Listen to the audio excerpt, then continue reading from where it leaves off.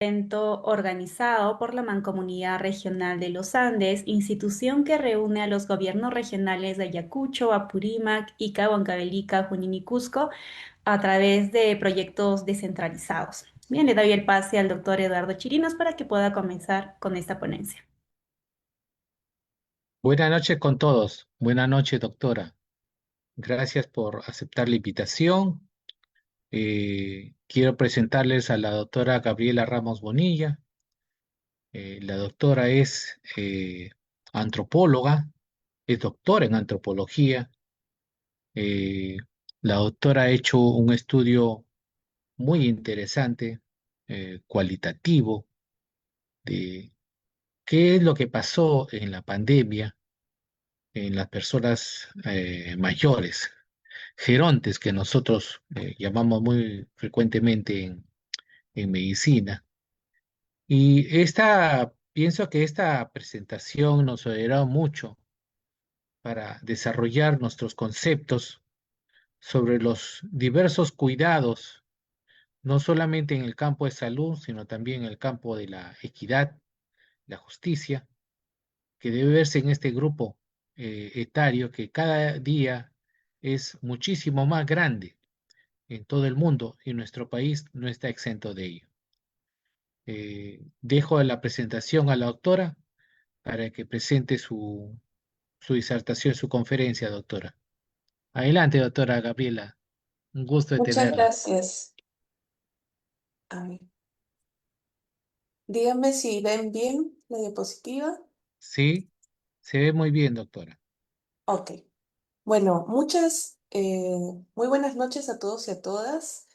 Quisiera comenzar esta conferencia agradeciendo muy sinceramente la invitación y la oportunidad de compartir con ustedes parte de los hallazgos de mi investigación doctoral. Y es un verdadero gusto poder conversar esta noche con un público conformado principalmente por profesionales de la salud. Bueno, han pasado ya varios años desde las primeras olas de la pandemia y sin embargo estoy segura de que muchos de ustedes todavía recuerdan esos meses con mucha claridad. Recuerdan seguramente los hospitales desbordados, las jornadas interminables, la incertidumbre de enfrentarse a una enfermedad completamente nueva y la sensación permanente de que por más esfuerzo que se hiciera, los recursos nunca eran suficientes. Yo como gerontóloga, pero también como una peruana que vivió en la pandemia, esta investigación nació de una necesidad muy personal de comprender lo que habíamos atravesado como sociedad, ¿no? Con los años hemos aprendido muchísimo sobre este virus, aprendimos cómo se transmite, cómo tratarlo, cómo prevenir las formas más graves de la enfermedad. Pero como dice el doctor Chirinos, también ahora, antes de comenzar mi exposición, creo que todavía tenemos una tarea pendiente. Tenemos que reflexionar sobre cómo vivimos esa crisis y preguntarnos qué nos enseñó sobre nuestro sistema de salud, sobre el envejecimiento y sobre todo sobre el cuidado. Porque esta misma pandemia fue vivida desde lugares muy distintos. Ustedes la vivieron desde los hospitales seguramente, o los centros de salud y servicios de emergencia. Las personas mayores, los pacientes, la vivieron desde sus casas, muchas veces intentando controlar la fiebre o la saturación de oxígeno, mientras decidían si debían acudir a un hospital. Las familias la vivieron recorriendo la ciudad en búsqueda de balones de oxígeno, de una cama disponible o alguien que pudiera atender a su familiar. Y quienes diseñaban las políticas públicas, ahí está Vizcarra, porque en ese momento era nuestro presidente, ¿no? Intentaban responder a esta emergencia sin precedentes, con información limitada y recursos insuficientes. Entonces, durante mucho tiempo me pregunté cómo reunir todas estas experiencias en una sola historia. Y esa pregunta terminó convirtiéndose en el punto de partida de mi investigación. ¿Qué nos enseñó la pandemia sobre el cuidado de las personas mayores cuando el sistema de salud enfrentó una crisis tan extrema? Es una pregunta que es parte de un hecho conocido. Las personas mayores concentraron la mayor parte de muertes por COVID-19 en todo el mundo y en el Perú esa realidad fue especialmente dramática. La explicación más frecuente apunta a la fragilidad biológica asociada al envejecimiento. Y por supuesto, esa explicación es parte de la historia. Pero mientras avanzaba en la investigación y también como científica social, comencé a pensar en que esto no era toda la historia, ¿no? También era necesario preguntarse qué papel jugaron la organización del sistema de salud, la escasez de recursos, las desigualdades sociales, las decisiones tomadas bajo presión y el enorme trabajo de cuidado que asumieron las familias. ¿No? Y quisiera aclarar algo desde el inicio, ¿no? Esta no es una conferencia para juzgar decisiones que se tomaron en la pandemia. Sería profundamente injusto analizar hoy con la tranquilidad que nos da el tiempo estas decisiones que se tomaron en medio de mucha incertidumbre extraordinaria. Mi propósito es otro, ¿no? Es más bien escuchar lo que ocurrió desde estas distintas perspectivas para preguntarnos qué podemos aprender de esta experiencia y cómo esas lecciones pueden ayudarnos a enfrentar mejor futuras emergencias sanitarias o futuras crisis en general. Porque esa necesidad de aprender apareció una y otra vez en las entrevistas que yo hice, ¿no? Que fueron parte de mi tesis. Y recuerdo especialmente las palabras de un médico que al final de nuestra conversación, de la entrevista que le hice, me dijo, qué pena me da que a pesar de todo esto, todo lo que hemos vivido, y de ser el país que globalmente se conoce como el país que tiene más muertes en el mundo eh, por COVID-19, la elección no haya servido para nada, ¿no? Y esa frase se me quedó grabada y en cierta forma resume el propósito de la investigación también, ¿no? Es comprender lo que ocurrió para que esta experiencia de la pandemia no se convierta simplemente en una tragedia que dejamos atrás, sino en una oportunidad para aprender. Para responder mi pregunta de investigación, decidí escuchar la pandemia desde estos tres lugares distintos que les comentaba, ¿no? Las políticas públicas, los profesionales de la salud y las personas mayores con sus familias. Y solo poniendo estas tres voces en diálogo era posible comprender la complejidad de lo que ocurrió. Entonces, ¿cómo reconstruir una experiencia tan compleja como la pandemia, ¿no? ¿Cómo explicarla a otros y entenderla? Entonces, yo considero que no podía responderse escuchando únicamente a uno de los grupos, ¿no? Si solo entrevistaba a las personas mayores, iba a conocer su experiencia buscando atención, pero no entendería por qué el sistema respondía de determinada manera, ¿no? Si solo entrevistaba a los profesionales de la salud como ustedes, comprendería tal vez mucho sobre los enormes desafíos que enfrentaron dentro de los hospitales, pero no necesariamente lo que ocurría cuando el paciente, antes de que el paciente llegara a la emergencia o después de que se fuera, o si es que nunca llegó al hospital. Y si solo analizaba las políticas públicas, iba a conocer cómo se planificó la respuesta sanitaria, pero no cómo estas decisiones fueron implementadas de verdad, ¿no? Interpretadas, vividas por las personas, ¿no? Entonces, poder entender este fenómeno desde estos diferentes puntos nos da mucho más herramientas para comprender cómo fue experimentado y cómo se vivió esta situación, ¿no? Y desde la gerontología y la antropología, yo también soy antropóloga, nos interesa precisamente saber eso, ¿no? Entender el envejecimiento como un proceso que ocurre en la interacción entre las personas, las familias, las instituciones y la sociedad. Y por eso decidí reconstruir esta experiencia desde estas perspectivas.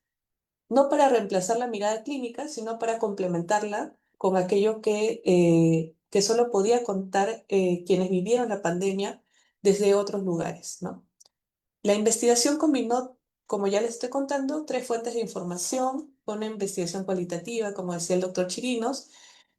Hubo un análisis de 119 documentos oficiales y protocolos elaborados durante las primeras olas de la pandemia, durante el 2020 y 2021.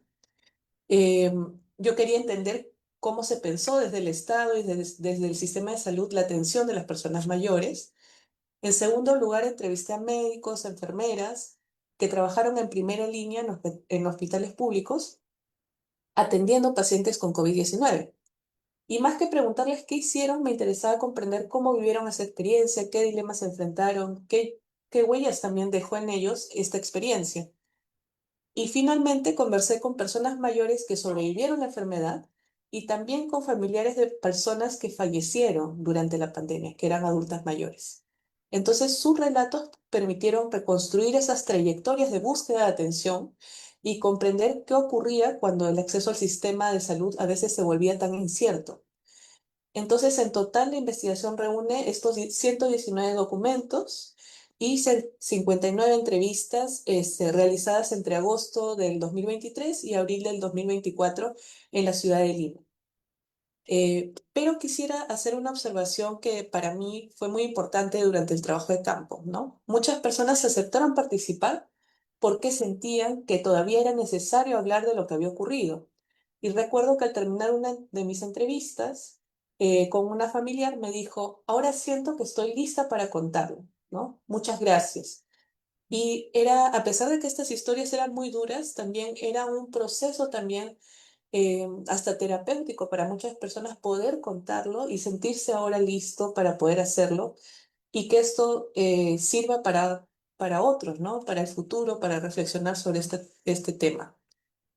Y esa frase me recordó que la investigación no consistía solamente en recoger datos, ¿no? También implicaba escuchar experiencias que para muchas personas siguen siendo profundamente significativas y más que reconstruir una historia de la pandemia, el objetivo fue poner estas perspectivas en diálogo, porque al escuchar simultáneamente lo que proponían todas ellas, ¿no? Y lo que habían experimentado las familias, era posible comprender la complejidad del acceso a la salud durante una crisis de esta magnitud. Entonces, para organizar ese análisis, utilicé dos ideas o dos marcos conceptuales que les voy a explicar de manera muy sencilla aquí. La primera es un marco conceptual que se usa para evaluar el acceso a la salud en un sistema en particular y entiende el acceso a la salud no solo no como un evento sencillo, ¿no? Entré al hospital o recibí una atención, sino como un proceso que no solo no comienza cuando la persona entra al hospital, como les decía, sino mucho antes, ¿no? Desde que reconoce que necesita ayuda o reconoce síntomas y continúa incluso después del alta, durante la recuperación. Entonces, y este es el primer marco conceptual, y el segundo es el concepto del edadismo médico. Lo menciono desde ahora porque aparecerá también más adelante, pero yo lo entiendo como la influencia que pueden tener los estereotipos o prejuicios asociados a la edad y a la vejez en particular sobre la atención sanitaria. Eh, y quiero ser muy clara en este punto, ¿no? Utilicé este concepto como una herramienta analítica para preguntarme si y de qué manera la edad podía influir en las políticas, en las prácticas clínicas, en las experiencias de atención de los pacientes, ¿no? Y justamente ese recorrido, es ese recorrido el que terminó revelando algunos hallazgos que quisiera compartir con ustedes. Entonces, quisiera comenzar por la experiencia de los profesionales de la salud porque una pandemia no ocurre en los documentos, ¿no? Ocurre en los hospitales, en las salas de emergencia, en las unidades de cuidados intensivos, y ocurre allí donde las personas tienen que tomar decisiones muy difíciles en un tiempo muy corto. Y por eso una de las preguntas que más me interesaba responder era muy sencilla, ¿no? ¿Cómo vivieron los propios profesionales de la salud la atención de personas mayores durante las primeras olas de la pandemia? ¿Cómo aplicaron a veces todos estos protocolos y medidas que se fueron creando en la realidad y qué dificultades tuvieron para hacerlo también? Entonces hubo algo que a mí me sorprendió desde las primeras entrevistas, ¿no? Prácticamente ninguno de los profesionales comenzó hablando de los pacientes en particular y todos comenzaron describiendo este contexto en el que intentaban trabajar, ¿no? Y que era tan complicado. Hablaron de cosas que ahora nos acordamos seguramente y que todos seguro vieron o en las noticias o lo vivieron en carne propia. Hablaron de hospitales que cambiaban de un día para otro, ¿no? Que se tenían que transformar para atender la pandemia, de servicios reorganizados permanentemente, de áreas improvisadas para atender pacientes críticos, de la falta de camas, de la escasez del oxígeno, de equipos de protección de personal insuficientes, ¿no? Y de una demanda que crecía mucho más rápido que la capacidad de respuesta del sistema de salud. Pero hubo una otra escasez que apareció con la misma fuerza, ¿no? Y fue también la escasez de tiempo, tiempo para pensar, tiempo para conversar con las familias, para acompañar, ¿no? Y muchas veces tiempo incluso para procesar lo que ellos mismos estaban sintiendo, lo que les estaba ocurriendo. Los protocolos cambiaban, la evidencia científica evolucionaba y todos aprendían sobre una enfermedad que el mundo apenas comenzaba a conocer. A eso se sumó otro desafío enorme, ¿no? Muchos profesionales con mayor experiencia dejaron temporalmente la atención directa porque pertenecían a grupos de riesgo. Y al mismo tiempo ingresaron médicos recién egresados y residentes que tuvieron que aprender sobre la marcha a trabajar en unidades críticas para las que muchos no habían sido preparados, ¿no?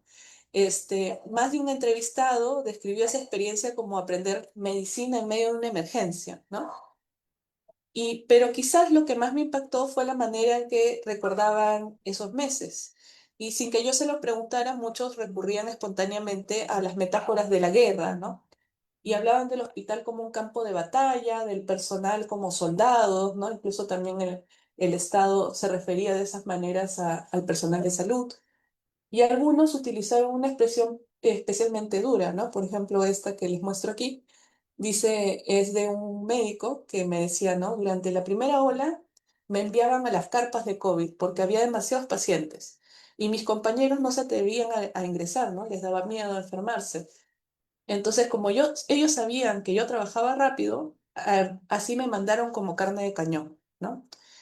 Entonces seguía utilizando esta idea, esta metáfora de la guerra para poder entender esta situación tan difícil de comprender, ¿no? Tan nueva y asimismo, y me parece muy fuerte, pensarse a sí mismo como carne de cañón, ¿no? Como alguien que tal vez lo están exponiendo de una manera que podía ser muy peligrosa para sí mismo, ¿no? Entonces creo que esta expresión resume muy bien cómo muchos profesionales interpretaron la experiencia que estaban viviendo. Y cuando otra persona siente que trabaja en una guerra, también siente que está actuando bajo condiciones extraordinarias, que muchas de las reglas habituales dejan de ser suficientes para responder a una realidad completamente nueva. Y esa sensación atravesó prácticamente todas las entrevistas con médicos. Sin embargo, las entrevistas también mostraban otra cara de la historia, ¿no? En medio de este colapso aparecieron innumerables gestos de humanidad también de los médicos y de las enfermeras, ¿no? Que eran profesionales que a veces me contaban que compraban medicamentos con su propio dinero, que prestaban sus teléfonos para que un paciente pudiera despedirse de la familia, porque este tema de las tablets que iban a llegar a todos los hospitales muchas veces no fue así o no se podían dar abasto para poder facilitar estos aparatos para que los enfermos puedan llamar a sus familias, ¿no? Ellos mismos llamaban personalmente a colegas de otros hospitales buscando una cama disponible o que encontraban pequeñas maneras de preservar la dignidad de sus pacientes, incluso cuando todo alrededor parecía desbordarse, ¿no? Entonces creo que es importante detenernos en esos relatos porque muestran que incluso cuando las instituciones llegan a sus límites, las personas siguen intentando cuidar. Y creo que esa es una de las grandes lecciones de esta experiencia, ¿no? Los profesionales de la salud no solo enfrentaron una crisis sanitaria, sino también enfrentaron una profunda crisis ética, emocional y humana. Intentaban ofrecer el mejor cuidado posible cuando las circunstancias, donde muchas veces las condiciones mínimas para cuidar simplemente no existían o eran muy complicadas, ¿no? Y esas huellas siguen presentes. 3 años después de la pandemia, cuando yo hice mis entrevistas, una médica me dijo algo que me marcó bastante, y lo que me dice es esto que les presento acá, ¿no? Dice, es como un trauma posguerra. La mayoría no quiere hablar de lo que vivió porque teme que reaparezcan esos temas difíciles, ¿no? Se refiere a sus colegas, ¿no? En este momento. Dice, por el contrario, debíamos reflexionar mucho más sobre ello, entender quiénes sufrieron más, qué podíamos hacer para evitar que vuelva a suceder.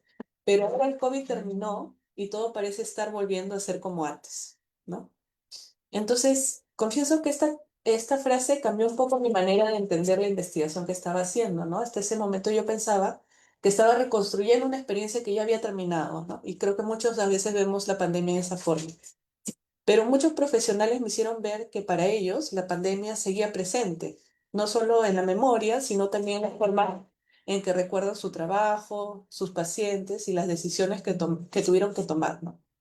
Y precisamente cuando los recursos comenzaban a escasear de manera extrema, aparecen algunas de las preguntas más difíciles de toda la pandemia, ¿no? ¿Cómo decidir quién recibe un recurso que no alcanza para todos, ¿no? ¿Cómo proteger la equidad cuando las posibilidades de atención son limitadas?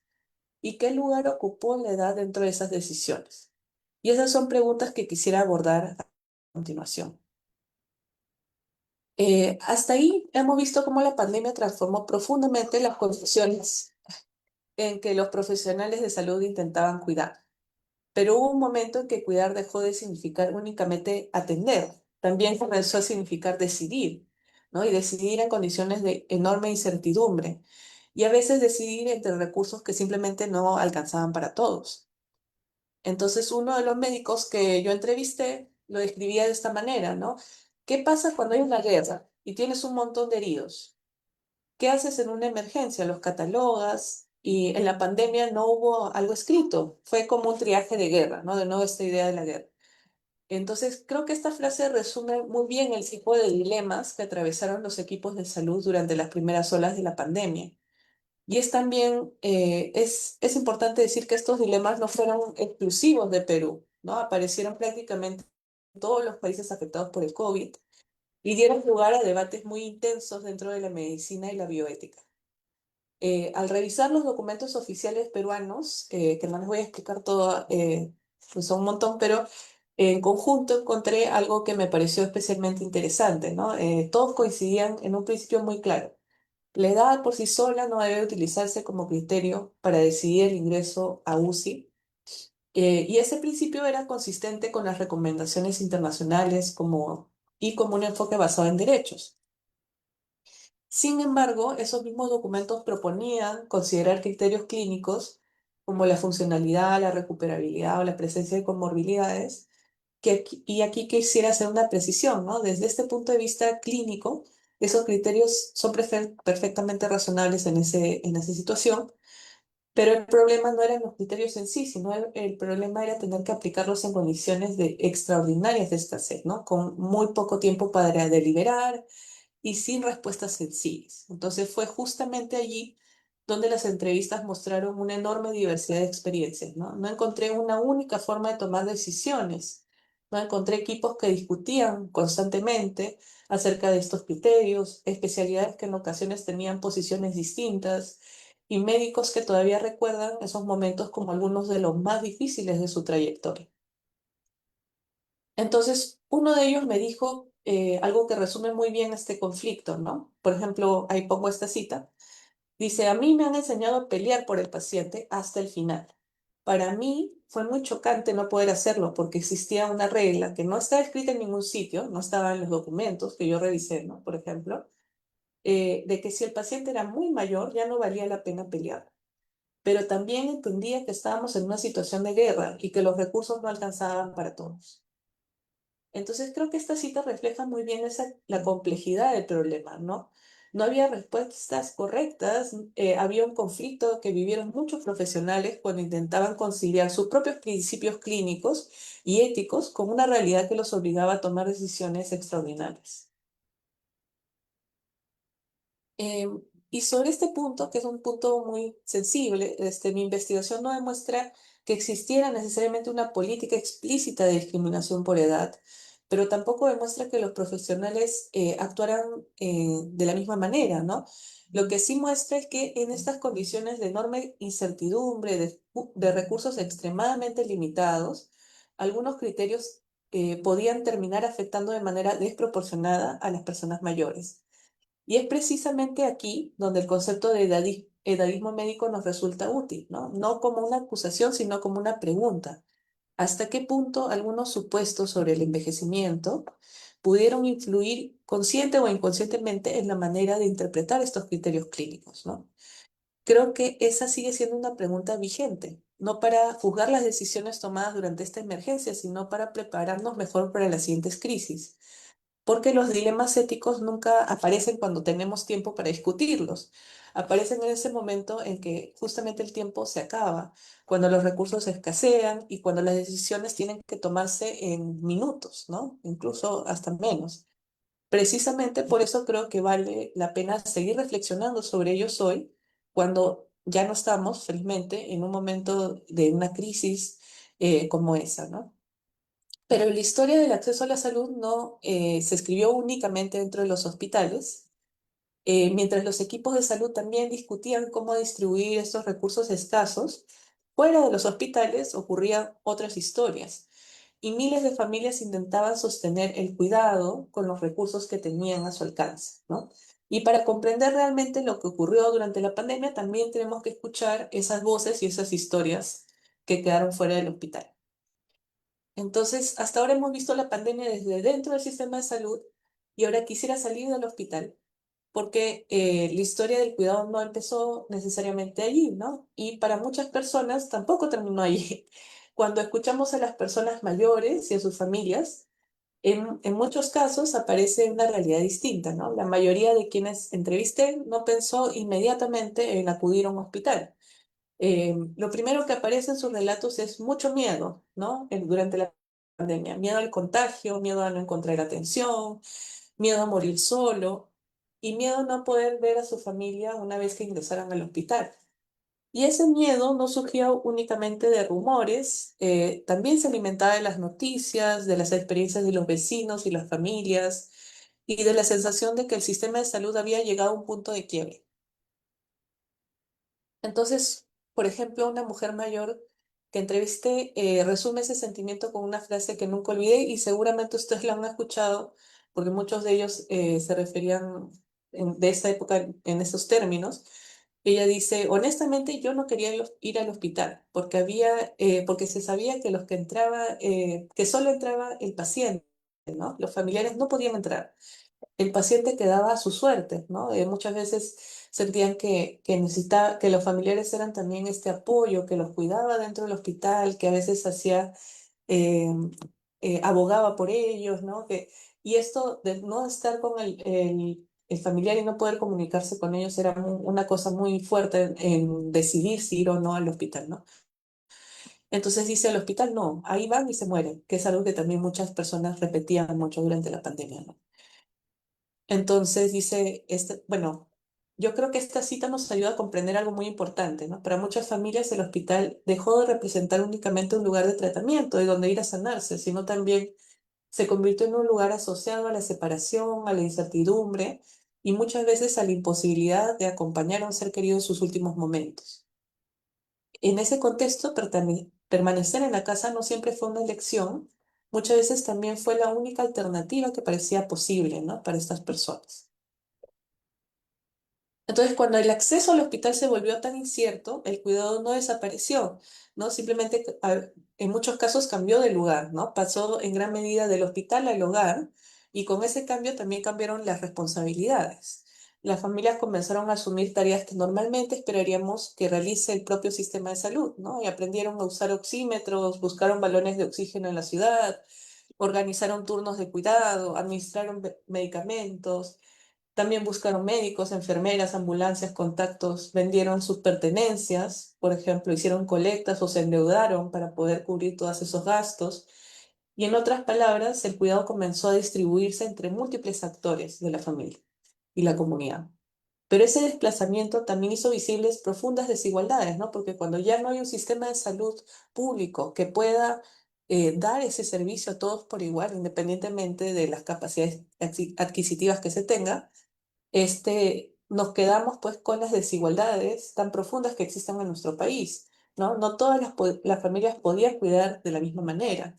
Quienes contaban con recursos económicos o redes de apoyo tenían muchas más posibilidades de conseguir atención y quienes no los tenían recorrían trayectorias mucho más inciertas, ¿no? Y ahí creo que estas dos imágenes, ¿no? De cómo cuidar en casa, a veces solo con hierbas, solo con los mismos familiares exponiéndose al virus por cuidar a su otro familiar, o poder construir casi una sala de emergencias en casa, ¿no? Cuando se tiene muchos más recursos y contratar a personal de salud externo que pudiera hacer vigilancia del caso, eran cosas que no todos podían costear, ¿no? En ese sentido, yo recuerdo también el testimonio de una mujer mayor que me decía, ¿no? Los hospitales estaban llenos, era desesperante.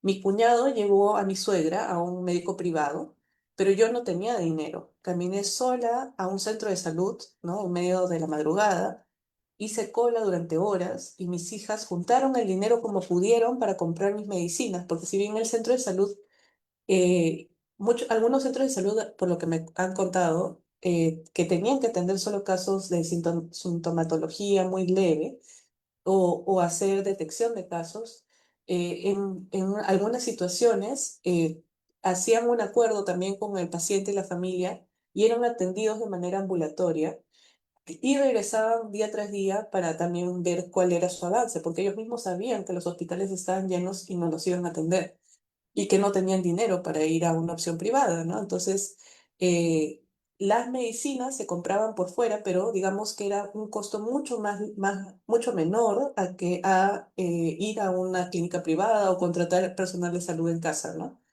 Entonces, esta persona me contaba de este caso, ¿no? Que ella terminó pudiendo curarse teniendo un COVID bastante fuerte, logró curarse de esta manera, ¿no? Eh, y yo creo que este tipo de historias nos recuerda que la pandemia no solo fue una crisis sanitaria, ¿no? También fue una crisis de desigualdad, porque la posibilidad de cuidar comenzó a depender cada vez más de los recursos disponibles dentro de cada hogar. Sin embargo, hay algo que me parece especialmente importante, ¿no? Cuando inicié esta investigación esperaba encontrar familias reemplazando el sistema de salud o optando por hacerlo, ¿no? Pero esa no fue la imagen que apareció, ¿no? Lo que yo encontré fue familias intentando sostener el cuidado con mucha dificultad mientras buscaban desesperadamente ingresar al sistema de salud. Y creo que esa diferencia es fundamental, ¿no? Las familias no querían sustituir a los hospitales, ¿no? Querían llegar a ellos, querían una cama, querían oxígeno, querían un médico. Mientras eso no era posible, hacían todo lo que estuviera a su alcance para mantener con vida a sus seres queridos, ¿no? Y otro aspecto que apareció con mucha fuerza fue la distribución del cuidado dentro de los hogares. Y fueron principalmente hijas, esposas, hermanas, ¿no? Que organizaron los tratamientos, buscaban los medicamentos, coordinaban sus consultas y sostenieron emocionalmente también a toda la familia. Y la pandemia hizo visible algo que ya existía hace mucho, mucho antes que el COVID, que es una parte muy importante que una parte muy importante de los sistemas de cuidado, ¿no? Descansa sobre trabajo femenino, frecuentemente invisible y no remunerado. Pero quizás la reflexión más importante de este bloque sea otra, ¿no? Mientras analizaba las historias me daba cuenta que los médicos y familias, aunque desde lugares diferentes, compartían una misma experiencia. Ambos intentaban cuidar, ambos trabajaban con información completa, ambos enfrentaban incertidumbre y ambos buscaban recursos que no alcanzaban. Y ambos convivían con la frustración de sentir que muchas veces hacer todo lo posible eh, seguía sin ser suficiente, ¿no? Entonces hay una frase de una persona mayor que resume de manera muy sencilla por qué tantas familias decidieron quedarse en casa, ¿no? Eh, Después de recordar aquellos días, una de mis entrevistadas me dijo, felizmente estábamos juntos, siquiera para conversar. Ella se había enfermado de COVID junto con su esposo, ¿no? Y decidieron quedarse en casa, también por este miedo, también porque no encontraban un hospital. Eh, y más bien, esta experiencia también fue algo que ella sentía como importante, ¿no? Esta posibilidad de estar juntos, de poder conversar, de poder ver a su familia, algo que mucha gente no pudo hacer cuando entraba al hospital, ¿no? Entonces, creo que esta frase habla de algo más profundo que una decisión clínica, ¿no? Habla también de la necesidad de preservar el vínculo, el acompañamiento y la posibilidad de cuidar cuando todo lo demás parecía incierto, que también es parte, ¿no? de lo que ofrece un servicio de salud en condiciones más óptimas, ¿no? Pero justamente en este momento no era posible, pero lo importante que fue esto para muchas personas, ¿no? Que les hizo incluso optar por este tipo de formas de cuidado. Y creo que esta imagen resume muy bien el aporte de lo que estoy planteándoles hoy día a través de la investigación, ¿no? No encontré dos historias paralelas, ¿no? Encontré dos formas distintas de sostener el cuidado durante la misma crisis. Y justamente porque ese cuidado no pudo sostenerse, aunque fuera de una manera profundamente desigual y con enormes costos personales, muchas personas lograron sobrevivir. Pero sobrevivir no significó que la pandemia hubiera terminado, ¿no? Sus efectos continuaron mucho después y es sobre estas huellas que quisiera detenerme antes de terminar. Entonces, con frecuencia hablamos de la pandemia como una emergencia aguda, ¿no? como un periodo que comenzó con los primeros contagios y terminó cuando disminuyeron las hospitalizaciones y encontramos nuestras vacunas, etc. Pero en las entrevistas que hice varios años después de estos eventos cuentan una historia distinta. Para muchas personas, la pandemia no terminó cuando recibieron la alta médica. Allí comenzó otra etapa, la recuperación, las secuelas y las necesidades de seguir cuidando. Las personas mayores describían un cuerpo distinto, persistían la fatiga, la dificultad para respirar, la pérdida de fuerza y masa muscular, los problemas de memoria y concentración en muchos casos, y una sensación de fragilidad que muchas nunca habían experimentado antes. Una sobreviviente, por ejemplo, me lo explicó de manera muy gráfica. Me dijo, en casa seguí usando oxígeno por 2 meses. No podía moverme, mis piernas no respondían. La rehabilitación privada la tomó 6 veces por semana y me ayudó poco a poco a recuperar mis pulmones, el pecho y la fuerza. Ahora, esta es una persona que pudo acceder a pagar por este tipo de tratamientos, ¿no? En un momento en que aún el sistema de salud estaba muy concentrado en atender la emergencia, pero no podía, muchas veces era muy difícil acceder a rehabilitación. Pero quizás lo más llamativo fue que la recuperación volvió a depender en gran medida de las familias, ¿no? En esta situación. Ellas reorganizaron la rehabilitación, buscaron fisioterapeutas, adaptaron el hogar, acompañaron consultas y sostuvieron un proceso que en muchos casos duró meses. Incluso, bueno, también algunas entrevistas que tuve me comentan que hasta el día de hoy hay cosas que han cambiado, ya pareciera permanentemente, ¿no? En su salud y que igual siguen sin ser revisadas por un médico en muchos casos, ¿no? Eh, o atendidas. Entonces, es decir, que el cuidado no termina luego de la hospitalización, sino que volvió a cambiar de escenario, ¿no? Creo que aquí aparece una de las ideas que fue tomando forma mientras analizaba las historias. Si algo fui descubriendo a lo largo de la investigación es que el cuidado fue cambiando de lugar, pero nunca desapareció. Al inicio de la pandemia intentó sostenerse dentro de un sistema de salud desbordado. Cuando el sistema llegó a sus límites, una parte importante del cuidado se desplazó hacia los hogares y lo que fue cambiando no fue la necesidad de cuidar, ¿no? Lo que fue cambiando fue quién asumía la responsabilidad y bajo qué condiciones.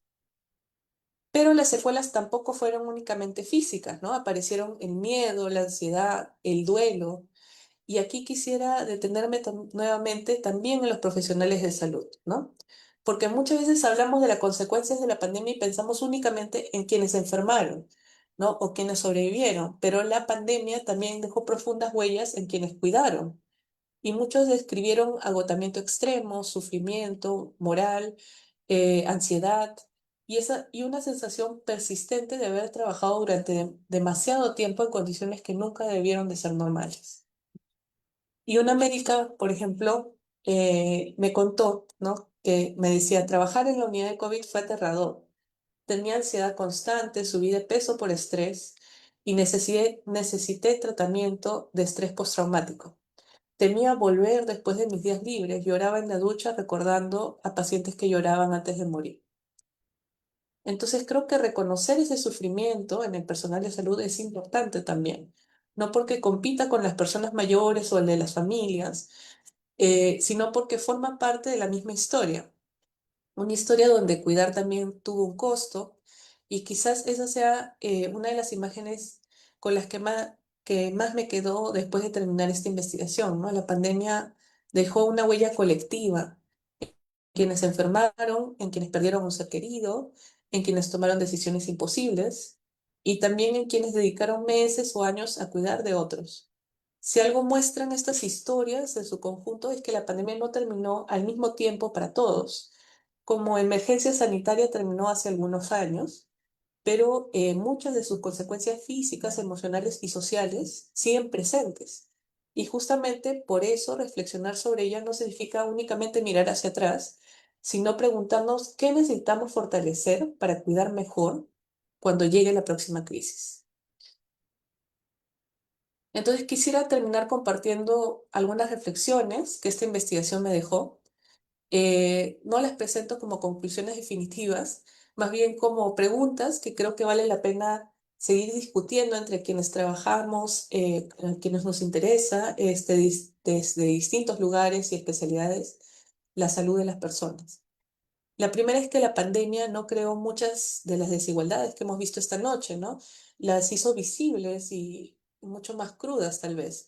Hizo visible la fragmentación de nuestro sistema de salud, las enormes desigualdades en el acceso a la atención, la escasa preparación para responder a las necesidades de una población que envejece, y también hizo visible algo que normalmente permanece oculto, ¿no? El enorme trabajo cotidiano que sostienen las familias y el enorme costo personal que asumen quienes trabajan cuidando a otros.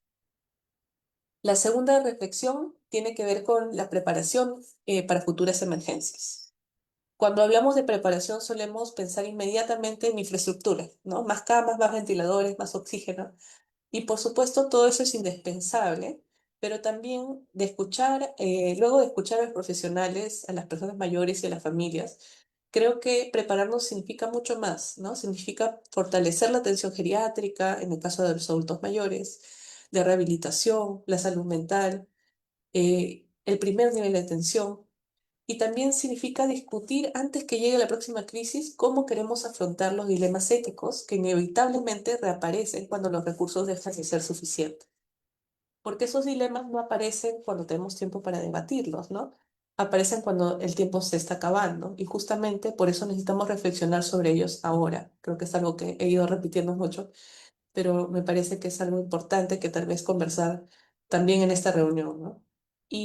Pero hay una última reflexión que quisiera compartir, que es que cuando comencé esta investigación pensaba que estabas estudiando muy concretamente el acceso a la salud de las personas mayores en la pandemia, eh, pero con el tiempo he ido comprendiendo que mi estudio también habla de un tema mucho más amplio, que estaba también estudiando cómo el cuidado fue desplazándose entre distintos actores a medida que la crisis avanzaba. Y primero intentó, ¿no? Como les decía, sostenerse en este sistema de salud que muy rápidamente llegó a sus límites y luego se desplazó del hospital y los profesionales que tuvieron que trabajar en condiciones extraordinarias, pero cuando esos recursos dejaron de ser suficientes, una parte importante del cuidado pasó a los hogares y fue asumida por las familias. Y cuando terminó la emergencia sanitaria, el cuidado continuó en esa recuperación con quienes sobrevivieron. Y creo que esta trayectoria resume muy bien lo que ocurrió en la pandemia. Y también nos deja una lección importante, ¿no? El cuidado nunca depende únicamente de la buena voluntad de las personas, depende de las instituciones que construimos, ¿no? De las políticas que diseñamos, de los recursos que ponemos a su disposición o que no ponemos, y de la manera en que distribuimos la responsabilidad de cuidar cuando enfrentamos una crisis. Y durante la pandemia vimos profesionales haciendo esfuerzos extraordinarios, vimos familias haciendo también esfuerzos extraordinarios, pero también vimos que el esfuerzo individual tiene un límite. Ningún sistema de salud puede descansar únicamente en este heroísmo que a veces se enfatizaba tanto durante la pandemia, ¿no? Desde nuestros discursos públicos, discursos políticos. Em, y ninguna familia debía verse obligada a asumir sola responsabilidades para las que necesita apoyo del Estado y de servicios de salud. Entonces, quisiera terminar respondiendo a la pregunta con la que inicié la presentación: ¿qué nos enseñó la pandemia sobre el cuidado de las personas mayores? Y después de escuchar todas estas voces, ¿no? De diferentes entrevistados, creo que la respuesta es esta, ¿no? Nos enseñó que la vulnerabilidad nunca depende únicamente de la edad o de la enfermedad, también depende de las instituciones que construimos y qué tan preparados estamos para atender estos grupos más vulnerables, de las desigualdades que no logramos corregir y de la forma en que decidimos cuidar cuando una sociedad atraviesa una crisis, ¿no?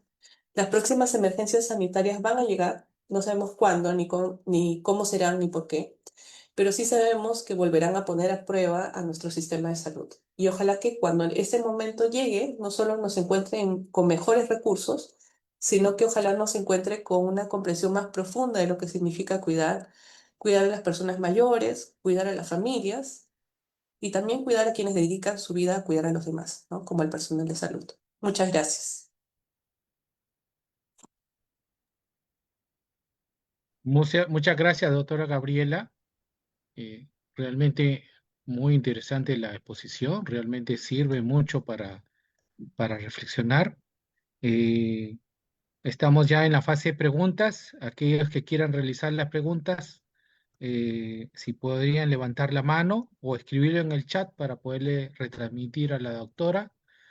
Eh, Usted ha presentado pues cómo el sistema de salud peruano en su estado actual ha externalizado la crisis hacia los hogares. Es decir, esa normalidad, entre comillas, post pandemia es realmente, eh, la normalidad es una ilusión. Mientras el sistema no asuma el cuidado de la salud como una responsabilidad material pública, la desigualdad seguirá siendo el determinante principal que divide a quienes sobreviven mediante su red de apoyo familiar de quienes sucumben por falta de acceso institucional.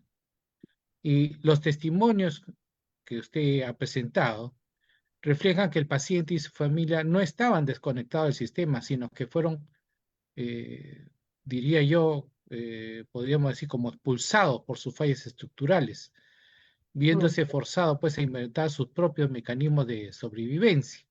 mm, Interesante también, importante lo que usted ha hablado sobre el edadismo, de que cómo el edadismo se ha ido institucionalizando de tal manera que lo que parecía, digamos,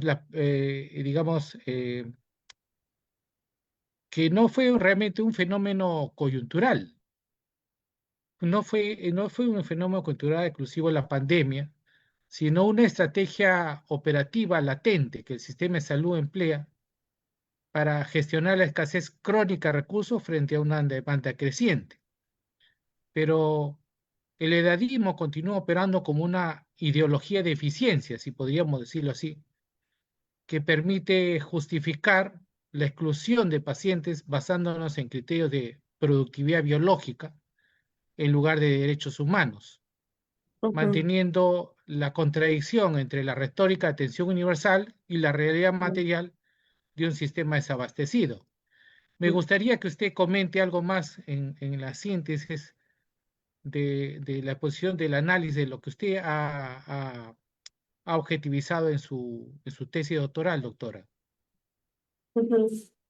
Sí, creo que justamente varios de los puntos que menciona usted, doctor Chirinos, son cosas que quería yo también enfatizar, ¿no? Creo que es frente a todo un proceso de privatización tan fuerte de la salud, ¿no?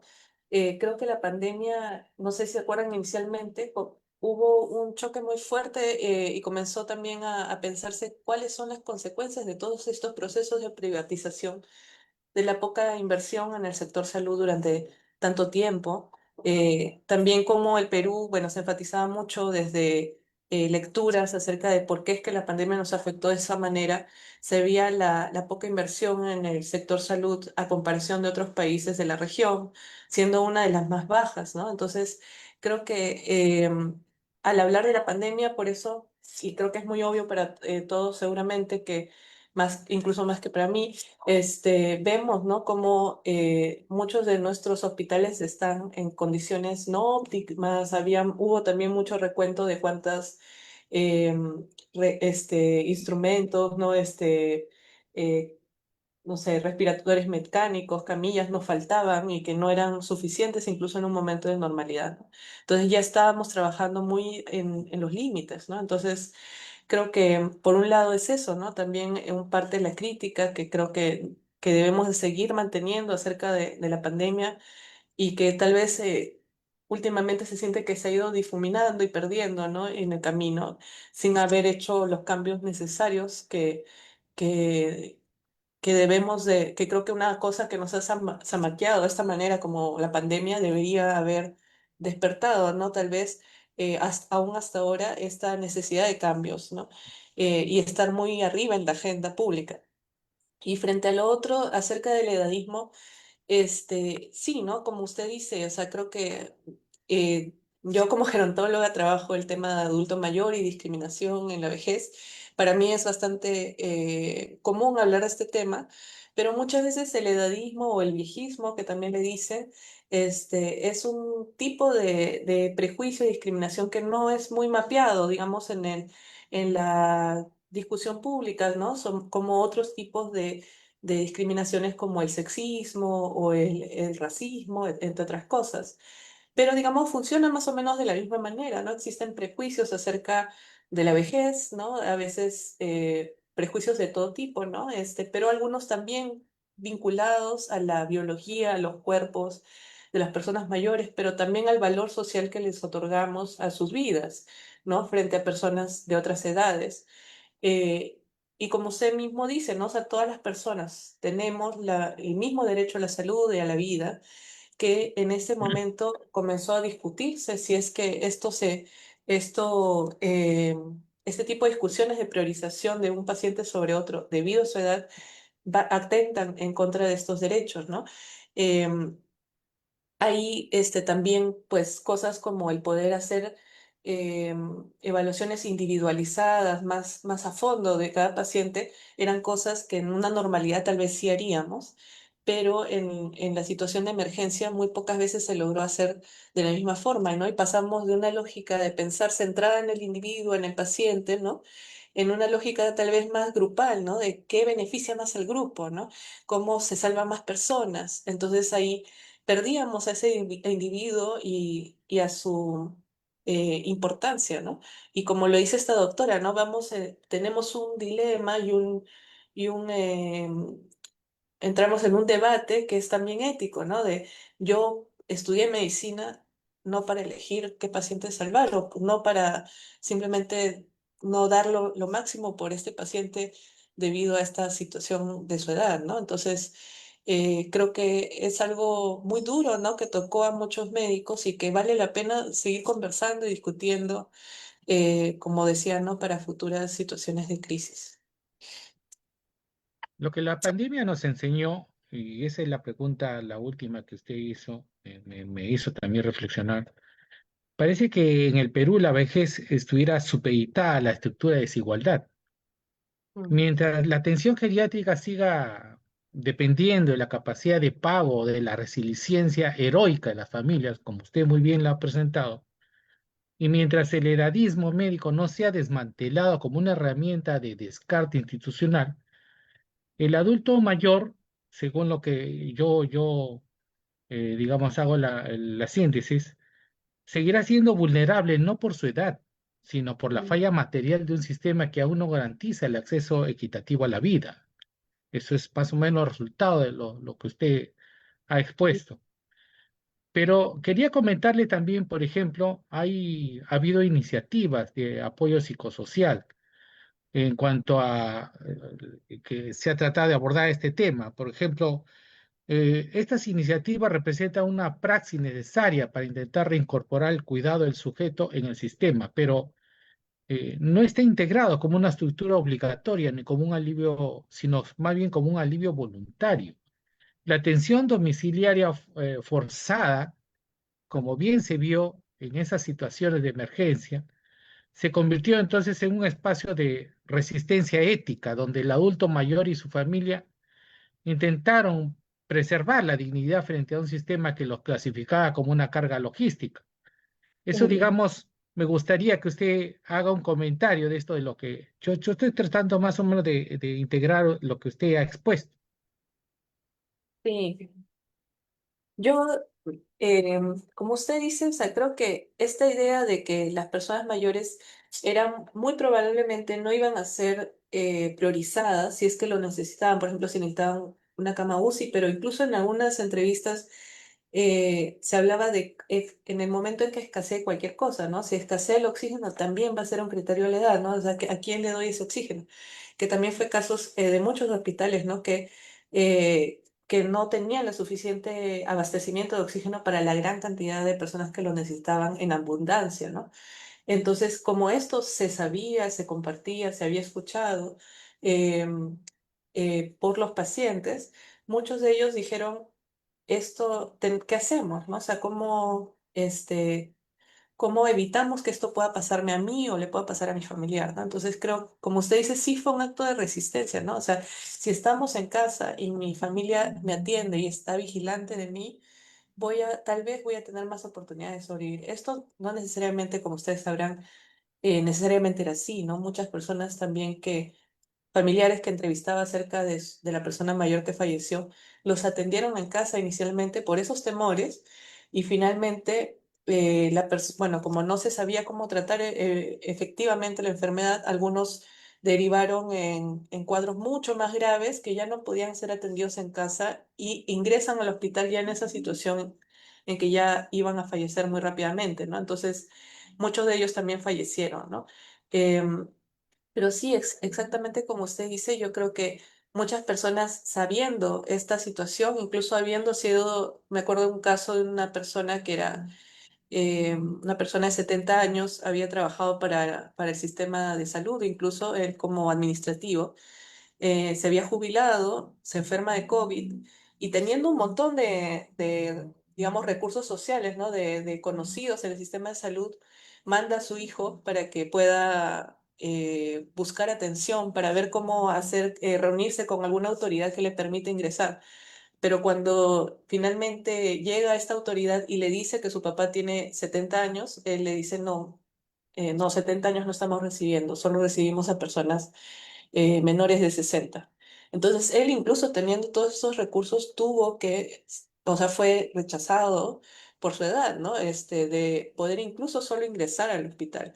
Entonces, esto no pasó en todos los casos, pero sí hubieron varios casos que para los mismos pacientes era evidente esta situación de despriorización, ¿no? De su salud y su acceso a atención. Me llamó la Eh, atención cuando usted, perdón, disculpe, doctora, siga adelante. no, no, ya había acabado, sí. Ya, me llamó atención cuando usted en una diapositiva pone una metáfora, la metáfora de la guerra como un mecanismo de alineación.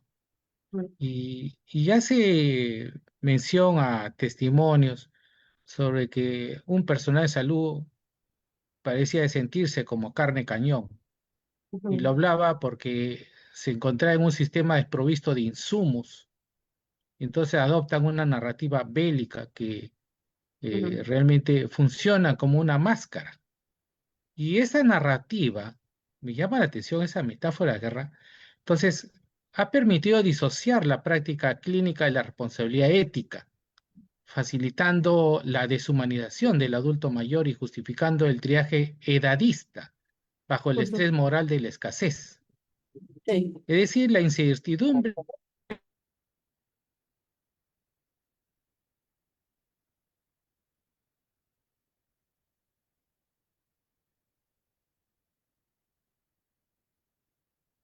Hola,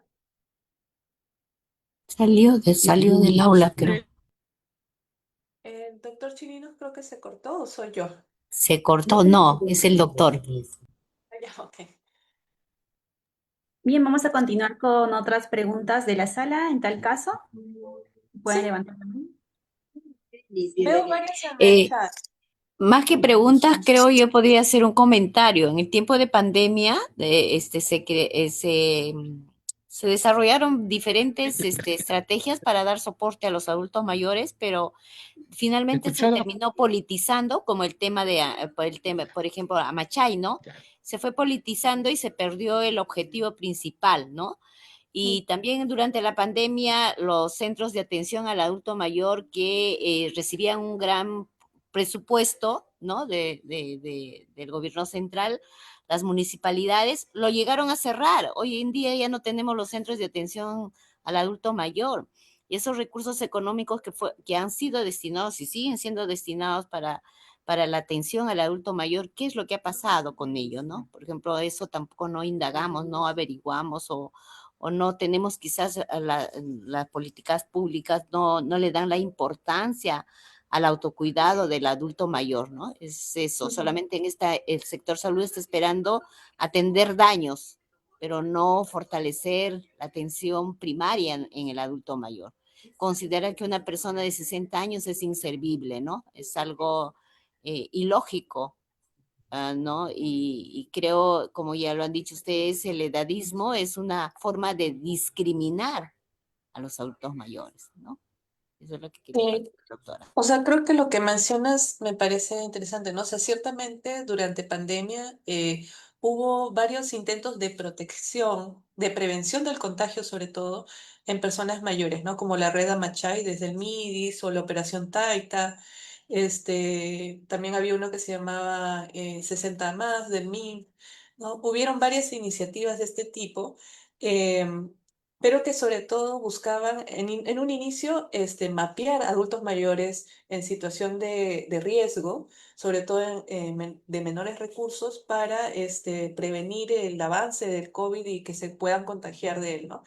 Em, También luego se comenzó, bueno, la red Machay es bien interesante porque luego comenzó a detectar mayores necesidades, ¿no? En esa población, desde que no los teníamos mapeados porque los centros de adulto mayor municipales que deberían de tener un mapeo de la población de su distrito no siempre lo tienen y se comenzó a hacer sobre la marcha, fue una locura, cruzando diferentes sistemas de información, que fue algo que se pudo hacer durante pandemia. Pero también comenzaron a detectar casos de violencia, casos de inseguridad alimentaria, no tener que comer, ¿no? Un montón de cosas. Y desde ahí hubo muchas cosas interesantes que luego se han descontinuado lamentablemente, ¿no?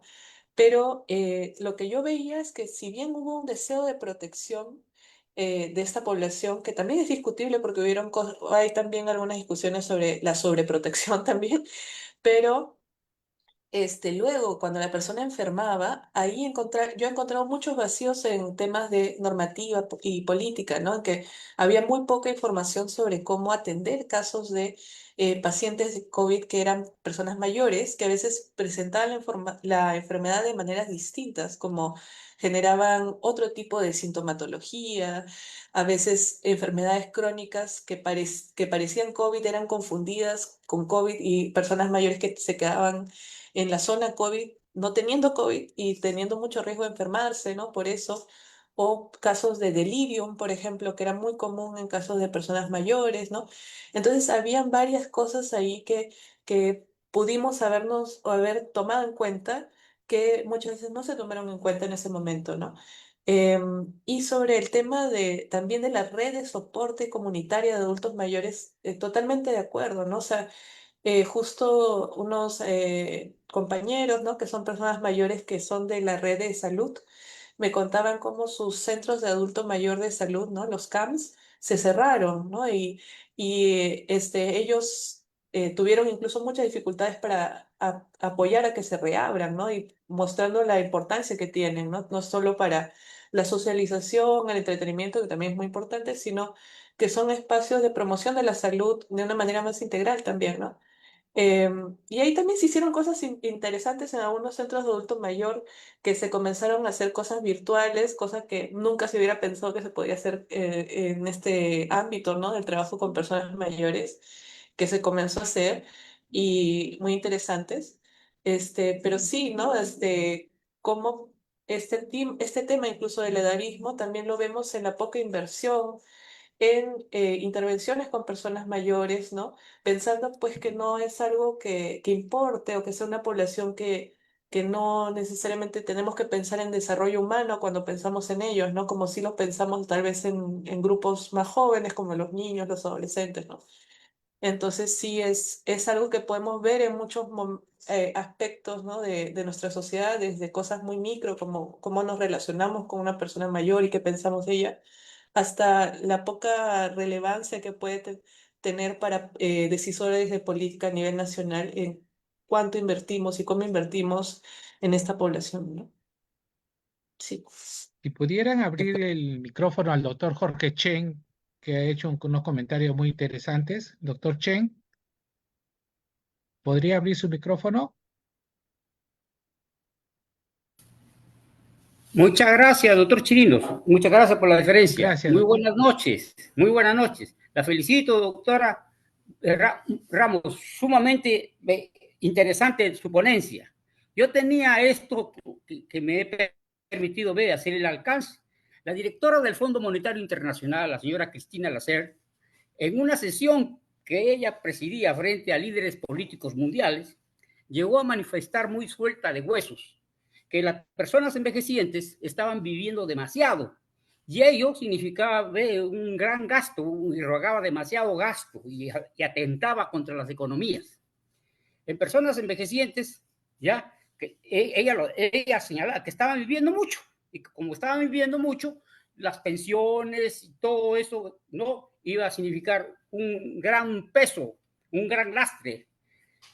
Esta afirmación proferida por esta señora no crudamente nos hizo reparar en la brutal tendencia que hay a nivel global en todo el mundo, donde se ha perdido la empatía que se tenía por las personas envejecientes porque irrogaban gasto, y esa empatía antes más bien se ha trasladado a las personas del sobrepeso, a la epidemia de obesidad, a las pacientes, a las personas que enferman crónicamente por diabetes, por diabetes, por hipertensión, por enfermedad renal crónica, que llevan y llenan hospitales y dan a las industrias de la salud, a los lugares donde van las personas envejecientes, las dulcerías, los hospicios. Entonces, sobre esto que yo le acabo de señalar, como antropólogo, como gerentor, ¿qué opinión le merece? ¿Qué opinión le merece lo que está sucediendo? Le señalo, en la cultura asiática, el máximo de los tesoros es justamente el consejo de ancianos, las personas de gran experiencia, que ellos siempre siguen siendo bastante bien considerados. El consejo de ancianos, la sabiduría, la experiencia de vida acumulada. Pero la cultura occidental, tanto el norte como el sur, prácticamente se le ha desvalorizado la vida, se le ha desvalorizado, se le ha cosificado. De ahí que han surgido estas teorías conspiranoicas de que pareciera haber, de ahí de que quiere haber un exterminio global, comenzando justamente por las personas envejecientes. ¿Qué comentario merece estos Sí, alcances que yo le doy? muchas gracias por el comentario. Sí, bueno, eso es una discusión súper interesante y también súper relevante, ¿no? O sea, durante la pandemia, muchas personas que trabajamos con personas mayores decíamos que también hubo una epidemia o una pandemia del viejismo, ¿no? O el edadismo. Fue algo que se recrudeció mucho y se hizo súper visible, ¿no? Como lo que usted menciona. Me acuerdo, por ejemplo, también en Estados Unidos había un político que comenzó a decir, bueno, yo soy adulto mayor y yo pienso que yo me podría sacrificar para que mis nietos y las personas jóvenes no pierdan sus oportunidades por tener que encerrarse para protegernos, ¿no? Durante el virus, porque hubo una época que también se hablaba mucho de, no, esta es una epidemia para los viejos, ¿no? Son ellos los únicos que se van a morir o que les puede afectar, ¿no? Entonces, inicialmente había esta idea, ¿no? Para qué vamos a hacer todos estos sacrificios solo para proteger a este grupo de personas que no producen nada, que son dependientes, etcétera, ¿no? Y en ese sentido, desvalorizar mucho su vida y también enfrentarla directamente como cuidar de las personas viejas es ir en contra de la economía, ir en contra del futuro, entre otras cosas, ¿no? Entonces, que es también bien injusto, ¿no? Y también salieron muchas, por ejemplo, en Twitter, en redes, salieron estos hashtags, ¿no? Que ponen para cuando hay un tema así relevante que todo el mundo comienza a comentar, muy crudos, ¿no? Por ejemplo, comenzaban a decir que el COVID era un boomer remover, ¿no? O sea, que es como a esto que va a eliminar a todos los boomers, ¿no? Los que le dicen a las personas mayores, ¿no? Los baby boomers que tienen más de 60 en estas épocas y formas como muy duras de hablar de este tema, ¿no? Entonces, pero bueno, justamente creo que lo que usted menciona es también algo que debemos de desmitificar, o sea, muchas personas mayores no son una carga económica necesariamente, ¿no? Muchas personas mayores hasta muy avanzada su vida siguen siendo personas activas, económicamente activas, incluso en nuestro país. Personas mayores de 60 años, más del 60% sigue trabajando. En los casos de familias en extrema pobreza, muchas veces la pensión de una persona mayor es lo que mantiene y es el único ingreso constante de una familia, incluida su hogar, que muchas veces, por ejemplo, pensemos en nuestras familias, ¿no? Muchas veces son nuestros abuelos o los papás que son los dueños de la casa donde vive una serie de generaciones de su familia, ¿no? Y eso que aportan económicamente también es muy importante. Este, incluso personas mayores que cuidan de otras personas más jóvenes, como sus hijos o sus nietos, ¿no? Entonces, esta idea de la dependencia, de la poca importancia del rol de las personas mayores, incluso si seguimos ese argumento económico, es algo que es muy rebatible, ¿no? Y que no, que hay que comenzar pues a informarnos más de eso para rebatir, incluso sobre todo en este momento en que, por ejemplo, si ustedes han visto ahora el último censo, es la primera vez que vemos que la población más joven de 0 a 4 está hacia adentro, ¿no? O sea, hay un huequito porque se ha reducido. Y vemos cómo nuestra población está en un proceso de envejecimiento súper acelerado, ¿no? Entonces, cuando pensamos que nuestras vidas, por un lado, va a haber en el mundo muchas más personas mayores, y cuando yo sea adulta mayor va a ser el momento en el mundo donde haya más adultos mayores en toda la historia de la humanidad, pero aparte vamos a vivir vidas cada vez mucho más largas, ¿no? Que en 1945 el promedio de edad era 45 años en el Perú, promedio, ¿no?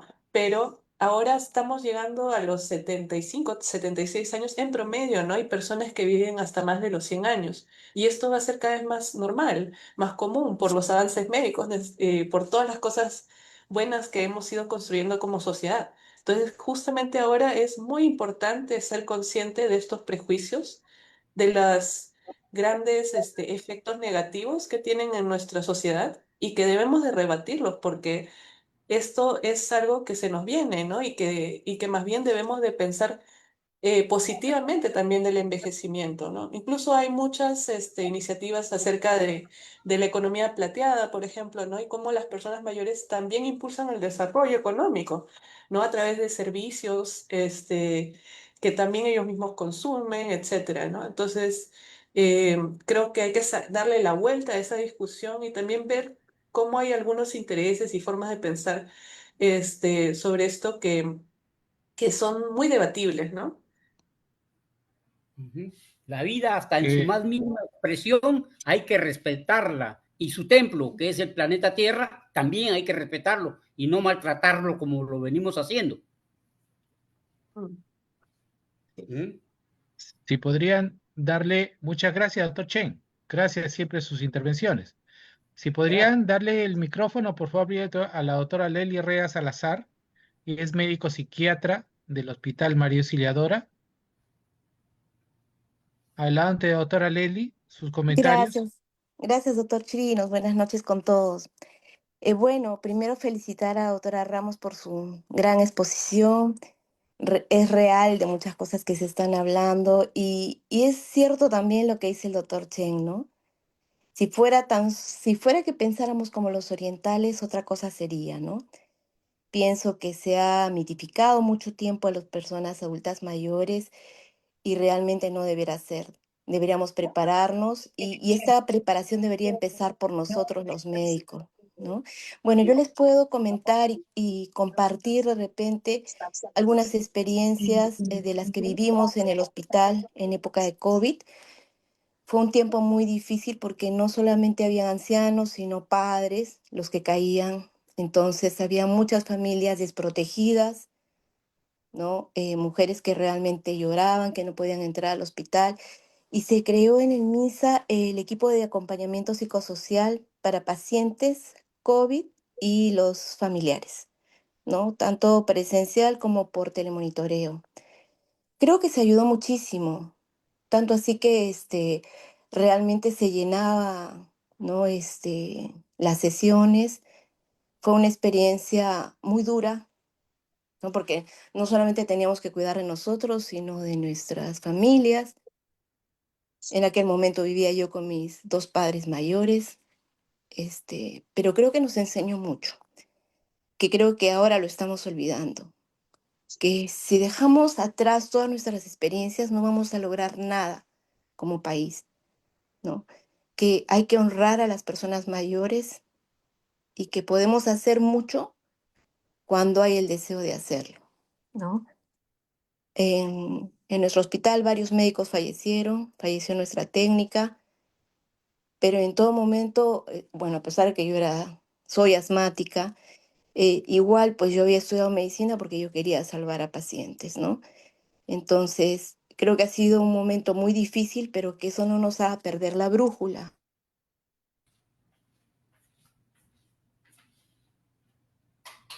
Y yo creo que algo que estaba pensando mientras compartía la doctora Leslie,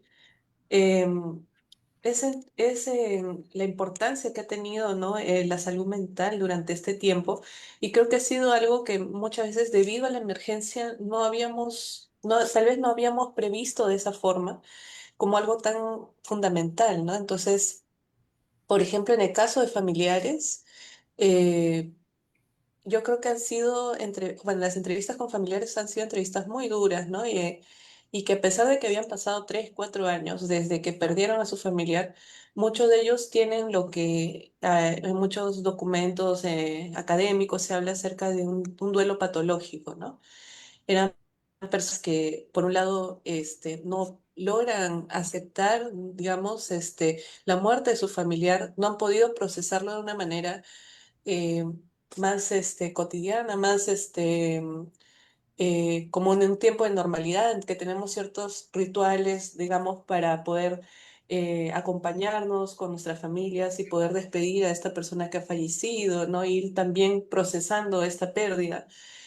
Porque si se acuerdan, claro, también muchas personas tuvieron que ser cremadas, no podían ser veladas, familias estaban enfermas, tampoco podían incluso ver a la persona que falleció, ¿no? Y muchas personas incluso me decían, a pesar de que ha pasado tantos años, yo pienso, de repente se han equivocado, de repente no era la persona no era mi mamá o mi papá, era otra persona, ¿no? Y de repente va a aparecer, o sea, siguen con esta idea incluso, ¿no? Y para muchos de ellos ha sido muy difícil y aún no es algo que han podido procesar.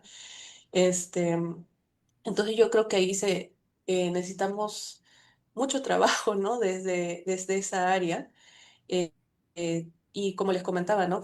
Tanto con todos estos actores que les mencionaba, tanto con gente familiares que han perdido a alguien, personal de salud, ¿no? Que también yo creo que ha sido afectado por muchas aristas, ¿no? O sea, no solo como personal de salud, sino como familiar que perdió a alguien también. Ay, disculpen mi voz. Este, Sí, ha sido un área de trabajo que yo creo que vamos a seguir trabajando en estos años, ¿no?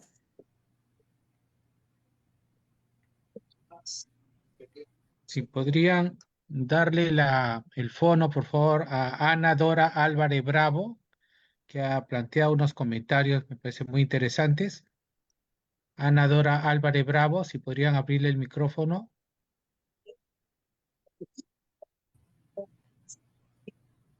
Sí, Adelante, buenas Ana noches. Dora.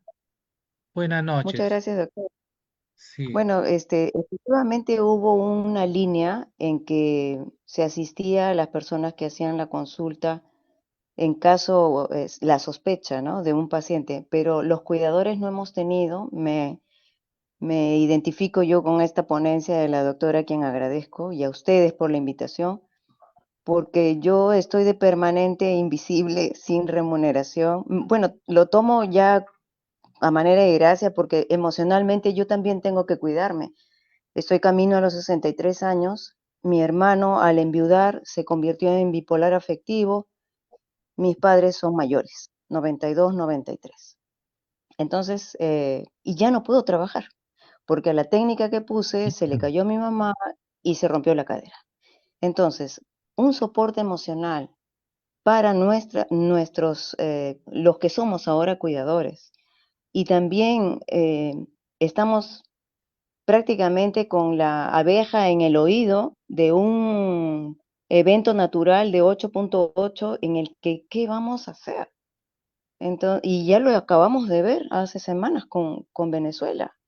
Mm. Entonces yo tengo sí esa preocupación. Corro, no corro, me quedo, me cae algo encima. Mi hermano ya de frente, él dijo, yo me quedo con mi mamá y que morimos los dos. O sea, vivimos emocionalmente y nadie trata el tema, ¿no? Yo veo que en otros países, cuando yo he viajado, por ejemplo en Bolivia, sin ir muy lejos, se tocan estos temas, son de parte de algún ministerio, ¿no? Si sucede tal cosa, haz tal cosa, o vive de tal manera que puedas hacer esto.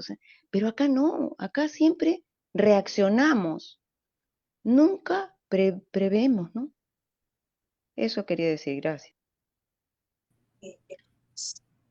Yo creo que lo que nos compartes también es muy interesante.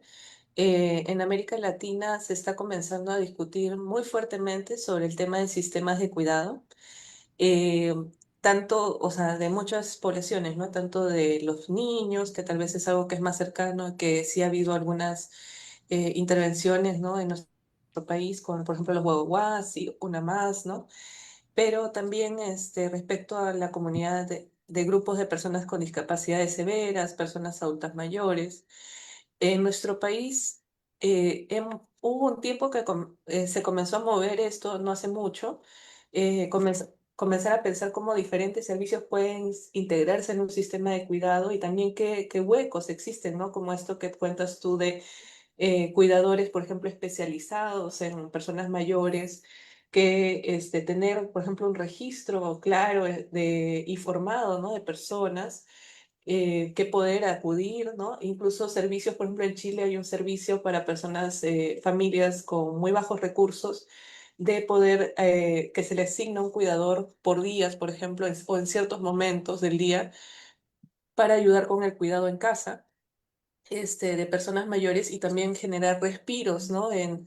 Y tiempos de descanso en personas que cuidan, ¿no? Como es tu caso. Pero eso todavía no existe en nuestro país, ¿no? Tampoco tenemos espacios, bueno, yo por ejemplo conozco un espacio de una red que se originó en México que se llama Yo Cuido, que es de mujeres que son cuidadoras familiares de personas con discapacidad. Y acá en Perú, por ejemplo, ha llegado esa red, es muy interesante lo que ellos hacen, pero es una iniciativa también autónoma, ¿no? De los mismos cuidadores que se están organizando y que también se dan ese espacio de sostén, de apoyo también a través de información, entre otras cosas, pero es algo que sí tenemos que pensar, sobre todo por lo mismo que decíamos, ¿no? Por el mismo envejecimiento poblacional, de que va a haber mujeres como tú que van a ser esta generación sándwich, ¿no? Que están cuidando nietos a veces, ¿no? A niños pequeños y también a papás que han envejecido y que tienen 90 80 años que también necesitan su apoyo, ¿no? Y es un problema que afecta sobre todo a las mujeres, ¿no?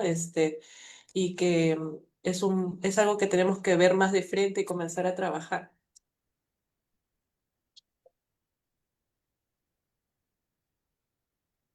Bien. No veo ninguna pregunta más, doctora. Hemos sido 204 asistentes en el pico. Qué bárbaro. Realmente su tema muy, muy interesante.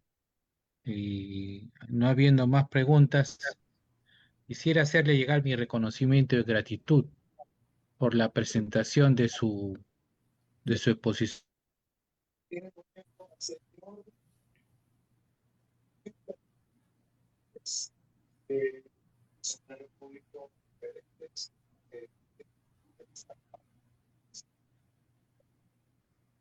Hoy creo que se cortó otra vez un poco el audio. No sé si me escuchan.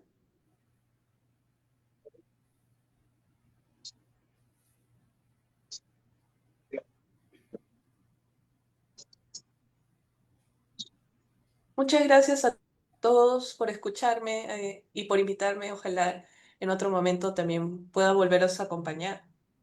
Muchas gracias por los comentarios también, el doctor Chirinos. Muchas gracias, doctora Gabriela. Muchas gracias también al doctor Chirinos.